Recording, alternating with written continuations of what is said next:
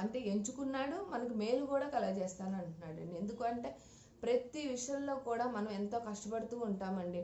ఒక్కోసారి ఆ కష్టానికి లాభం రాకపోయినా నష్టం వస్తూ ఉంటుంది. అంటే అది వ్యాపారస్తులకి, మరి ముఖ్యంగా వ్యవసాయదారులకండి. వ్యవసాయదారులు ఎంతో కష్టపడి అక్కడ ఎంతో పంటని పండిస్తే, ఎంతో చేస్తే సడన్గా తుఫాన్లు, వరదలు వచ్చేపాటికి ఎంత కష్టమైపోతుందండి.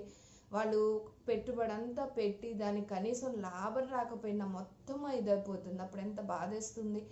అంటే వ్యాపారంలో కూడా పెట్టుబడులు పెట్టి కూడా చేస్తున్నప్పుడు కూడా దానికి లాభం రాకపోయినా నష్టం వచ్చినప్పుడు కూడా ఎంత ఇదవుతుంది.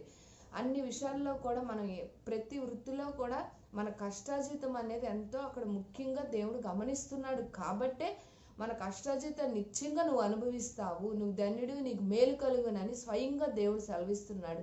మనం గనక ఆయన యందు భయభక్తులు కలిగి జీవించినట్లయితే ప్రతి